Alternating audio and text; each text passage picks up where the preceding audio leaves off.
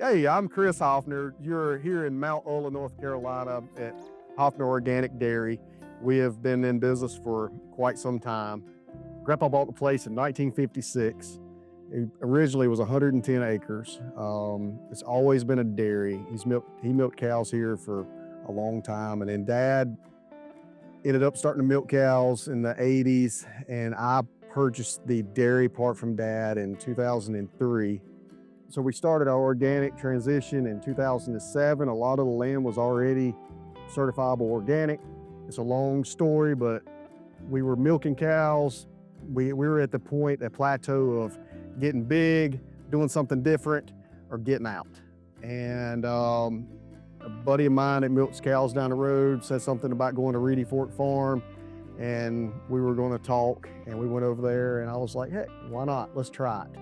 So that's how we got started. It was all originally about the economics. The numbers worked. You know, we were milking cows.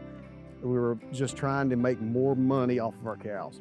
But after we've been doing it for a significant amount of years now, we have found how biologically the soil has gotten better. The wildlife is just insane, the amount of wildlife that is here now. You can sit out here on the road late in the evenings and just see thousands upon thousands of birds that are coming into our pastures that are either raising or feeding or whatever. And you do not see that in a monocrop cornfield or soybean field. All land can be grazed and be row crop. So everything is in a big rotation. We're working with the soil. We're doing lots of different things, using a lot of cover crops. I don't really know why, but it just kind of flows together. From the cows grazing the cover crops off to everything. We've dropped our input costs down tremendously compared to what we were even when we started organics. Dairy business is not exactly the most economical thing these days. And luckily, you know, doing what we've done it's kept us in business. We may not make a pile of money, but we are able to keep our head above water. Luckily, Organic Valley came down here and was looking for dairies back when we did transition over. You know, Organic Valley has done a very good job of teaching us, you know, having different classes and whatnot. And that is kind of how we learned how and what to do with this organic stuff. The meetings, we're meeting other farmers and seeing how they're doing it and seeing what kind of things work for them. And, you know, you can take things that you might meet somebody from Minnesota, the things, even though their climate is different, we're all having battles, no matter what it is, we're all having some issues. And you can take some things that they're doing and incorporate it in what you're doing, and maybe things that you're doing may help them out.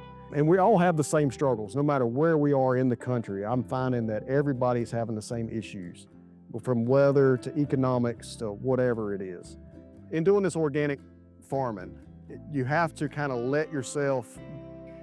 you're not in control of everything.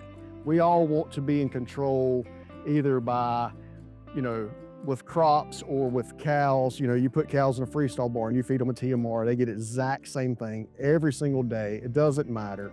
They get the same thing. You do it as a regiment. This is what you do. You know, they calve in it this day, you do this, you have a list. Well, even with crops, you know, you spray, you no-till, you do everything that what you're told to do. With doing this organic stuff, you kind of have to let yourself go a little bit and let nature and God just kind of say, okay, well, this is the direction that we're going. And if something might happen, you kind of just got to roll with the punches a little bit. You can't just be A, B, C, you just kind of got to roll with it. You know, it's taken us a long time. We've done no-till, organic no-till. It's worked, it hasn't worked. We've you know, worked ground, it's been good, it's been bad. It's just all over. We've done all the above. So some of the things we didn't know whenever we started, one is, you know, I was told this, but the community, we were the first. We were the first, or actually us and the Parkers were the first in the area to do it. So everybody's like, what are you doing? Why do you have weeds? Why did you work that ground up? You're gonna lose the farm.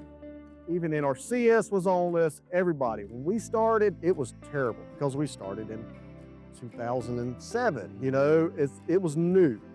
So everybody says we can't do it. Well, we've been in business a while and just, yeah, we can make it work. So if somebody is deciding they want to do this do organic farming. It's a great way to be, but you know, for one, you got to kind of let go, like I was saying before. And the other is in my opinion, during that 3-year transition, your finances are going to be kind of tight. You know, you're not going to get the production that you think you're going to get. It's not going to happen until you get your soil where you want it, until you kind of learn what's going on. It's going to be hard.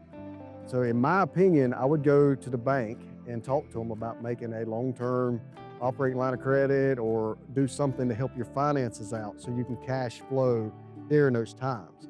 You know, that was a big problem that some people had, and even ourselves when we transitioned to cows. It was pretty difficult during that time period. It took a long time to recover that money, and it would do the same with crops.